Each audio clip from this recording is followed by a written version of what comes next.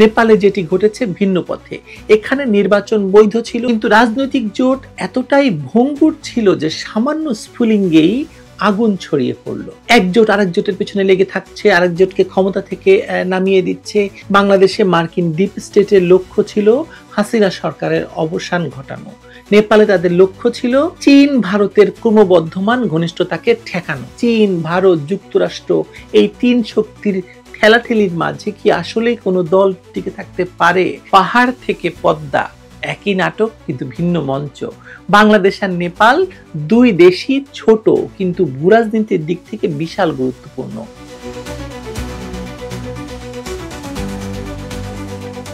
বাংলাদেশে 2024 সালের জুলাই মাসের ঘটনা এখনো তাজা। কয়েক সপ্তাহের মধ্যে ক্ষমতার পালাবদল ঘটে গেল নাটকীয়ভাবে। শেখ হাসিনার সরকার যেটি টানা 15 বছর ধরে দেশ চালিয়েছে, অর্থনৈতিক প্রবৃদ্ধি দেখিয়েছে, অবকাঠামোগত রূপান্তর ঘটিয়েছে, হঠাৎ ধসে গেল। কারণ বিরোধী দলগুলো নির্বাচনে অংশ নিল না, সরকারের উপর আন্তর্জাতিক চাপ বাড়লো, আর সেই চাপের বড় অংশ এসেছিল ওয়াশিংটন থেকে। এই নাটকের পেছনে মার্কিন ডিপ স্টেটের খেলা এখন আর গোপন কোনো কিছু নয়। তাদের কূটনৈতিক গোয়েন্দা নেটওয়ার্ক এবং বাংলাদেশের ভেতরে থাকা ধর্মাশ্রয়ী রাজনৈতিক শক্তির সমন্বয় কাজ করেছে। আর সেই সঙ্গে ডক্টর ইউনূসের মতো আন্তর্জাতিক মানের খেলোয়াড়ের ভূমিকা তো আছেই। ওয়াশিংটন চাইছিল দক্ষিণ এশিয়ায় তাদের প্রভাব পুনরায় প্রতিষ্ঠা করতে। শেখ হাসিনা যেভাবে চীন এবং ভারতের সাথে একসাথে কাজ করার কৌশল নিয়েছিলেন, তাতে যুক্তরাষ্ট্র আশ্বস্ত হতে পারেনি। ফলে এক ঝটকায় দৃশ্যপট পাল্টে যায়। অবশ্য এটাও সত্য, আওয়ামী লীগ সরকারও নিজেদের ব্যর্থতা তৈরি করেছিল। একটি সুষ্ঠু প্রতিযোগিতামূলক নির্বাচন তারা আয়োজন করতে পারেনি। বিরোধীরা সেই দুর্বলতাকে কাজে লাগিয়েছে। কিন্তু এই ব্যর্থতাই মার্কিন ডিপ স্টেটকে সুযোগ দিয়েছে দেশীয় অস্থিরতাকে আন্তর্জাতিক এজেন্ডার সাথে মেলাতে। নেপালে যাই এবার। এখানে ঘটনা ঘটেছে অন্যভাবে। নেপাল কোনো একক দলের লৌহ শাসন চলছিল না, বা নেপালে কোনো একটি মাত্র দল ক্ষমতা দখল করেনি, বরং ভোটের মাধ্যমে ক্ষমতার অদল বদল হচ্ছিল প্রায়ই বা নিয়মিত। প্রচণ্ডের নেতৃত্বাধীন মাওবাদী দল, নেপালি কংগ্রেস, ওলির ইউএমএল প্রায় সবাই কখনো না কখনো ক্ষমতায় এসেছে। কিন্তু গত 2 মাসে নেপাল উত্তপ্ত হয়ে উঠল।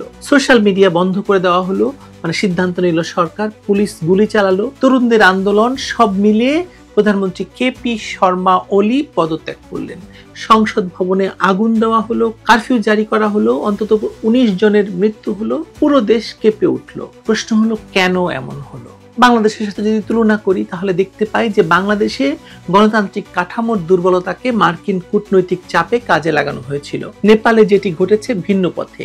এখানে নির্বাচন বৈধ ছিল, কিন্তু রাজনৈতিক জোট এতটাই ভঙ্গুর ছিল যে সামান্য স্ফুলিঙ্গেই আগুন ছড়িয়ে পড়লো। এক জোট আরেক জোটের পেছনে লেগে থাকছে, আরেক জোটকে ক্ষমতা থেকে নামিয়ে দিচ্ছে, বারবার সরকার পতন হচ্ছে, এরকম অনেক কিছু ঘটনা ঘটছে। এর সঙ্গে দুর্নীতি তো আছেই। তবুও মিল আছে বাংলাদেশ এবং নেপালের সঙ্গে। সেটা কি? দুই দেশেই আভ্যন্তরীণ সংকটকে বড় শক্তিগুলো নিজেদের কৌশলের জন্য ব্যবহার করেছে। বাংলাদেশে মার্কিন ডিপ স্টেটের লক্ষ্য ছিল হাসিনা সরকারের অবসান ঘটানো। নেপালে তাদের লক্ষ্য ছিল চীন ভারতের ক্রমবর্ধমান ঘনিষ্ঠতাকে ঠেকানো। চীন ভারত নৈকট্যটা কি ছিল সেটা একটু দেখি। সাম্প্রতিক বছরগুলোতে চীন এবং ভারতের সম্পর্ক কিছুটা উষ্ণ হয়েছে। সীমান্তে বিরোধ থাকলেও অর্থনৈতিক সংযোগ আর আঞ্চলিক স্থিতিশীলতার কারণে দিল্লি, বেইজিং কিছুটা জায়গায় সহযোগিতা করছে। এবং আমরা কিছুদিন আগেই দেখেছি যে পুতিন, মোদি, শি একসাথে বেশ কোলাকুলি একটা সম্মেলন করেছে। এমন সময় নেপাল হয়ে উঠেছে প্রতিযোগিতার অঙ্গন। এরা সবাই মিলে প্রতিযোগিতা করছে নেপালে কে কার ক্ষমতা বেশি থাকবে সেটা নিয়ে। যেমন চীন পোখারা আন্তর্জাতিক বিমানবন্দর, সড়ক বন্দর, জ্বালানি প্রকল্পে বিনিয়োগ করেছে।